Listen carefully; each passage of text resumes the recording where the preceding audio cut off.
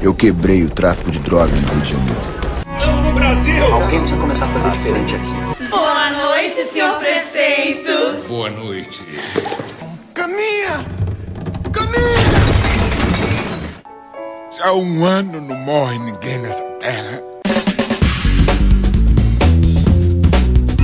Vários filmes nacionais de peso foram lançados no ano de 2010, arrecadando milhões e milhões de reais em bilheterias. E hoje nós vamos mostrar para vocês os 10 longas que levaram mais pessoas para a sala do cinema. Tempos de fartura. Número 10, A Suprema Felicidade, com R$ 218.124.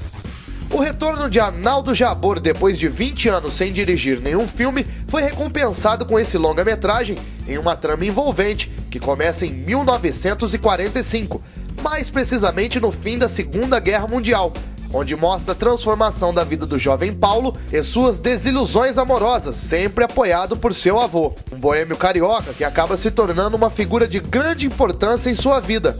O filme conta com um grande elenco de atores e atrizes nacionais, como Marco Nanini, Dan Stubach, Mariana Lima, entre outros.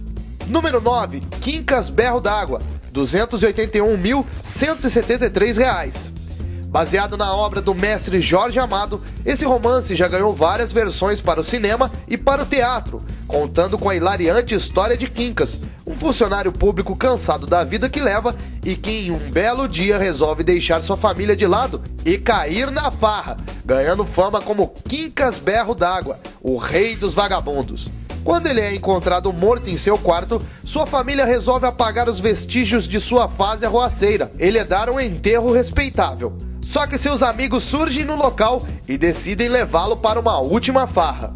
Número 8. As Melhores Coisas do Mundo, R$ 310.029. As Melhores Coisas do Mundo mostrou que o cinema brasileiro consegue criar coisas novas e diferente do que se vê atualmente no cenário cinematográfico nacional, com essa história contemporânea que faz refletir. Aqui, a vida do jovem Mano, um adolescente de 15 anos, passa por diversas transformações, que vão desde a paixão não correspondida até a separação de seus pais. Uma típica história que acontece no mundo todo, mas contada de forma surpreendente. Número 7. Lula, o Filho do Brasil, R$ 852.212. O ex-presidente Luiz Inácio Lula da Silva ganhou sua cinebiografia no ano passado em um filme dirigido por Fábio Barreto e que foi o escolhido para representar o Brasil para tentar uma vaga para o Oscar. O longa mostra a saída de Lula do sertão pernambucano e sua chegada em São Paulo, mostrando sua luta diária para sobreviver e sua carreira na política como líder sindical. Lula, o Filho do Brasil, é um dos mais caros longas produzidos em nosso país, com mais de 16 milhões gastos, mas que pelo conjunto da obra acaba se tornando um belo filme. Número 6, O Bem Amado, R$ 966.519. Baseado na obra de Dias Gomes e com texto original adaptado por Guel Arraes, O Bem Amado é um dos marcos da televisão brasileira, mostrando personagens e histórias genuinamente brasileiras, pela primeira vez a cores no Brasil, e iniciando a bela carreira de Lima Duarte como ator da emissora Globo. O filme ganhou peso com o ator Marco Nanini como Odorico Paraguaçu, o prefeito que precisa de um defunto para inaugurar a sua grande obra, o cemitério da cidade de Sucupira. Daí vocês já imaginam o que acontece nessa incrível história brasileira. Número 5. Muita Calma Nessa Hora, R$ 1.283.391. O diretor Felipe Jofili busca nessa comédia nacional, que conta com a presença de atores retirados da televisão como Marcelo Adnet, Leandro Hassum, Marcos Mion e até mesmo o ícone Serginho Malandro, uma história contemporânea de 3 amigas decididas a mudar a rotina de suas vidas, passando assim um fim de semana em uma casa incrível em Búzios. O filme não chega a ser um primor, mas tira boas gargalhadas nas hilariantes cenas em que aparecem os maiores comediantes da atualidade no Brasil. Número 4. Xuxa em O Mistério da Feiurinha, R$ 1.299.044. Como sempre, a Rainha dos Baixinhos vem com tudo para os cinemas brasileiros, com histórias que passam algo positivo para o público. Nesse primeiro filme da filha da apresentadora, Sasha Meneghel, os fãs embarcam para uma viagem nos contos de fadas. Cinderela, Rapunzel, Branca de Neve, Chapeuzinho Vermelho e Bela estão prestes a completar bodas de prata com seus respectivos esposos. Porém, elas correm o risco de desaparecer, já que a princesa Feiurinha sumiu misteriosamente e ninguém mais se lembra de sua história.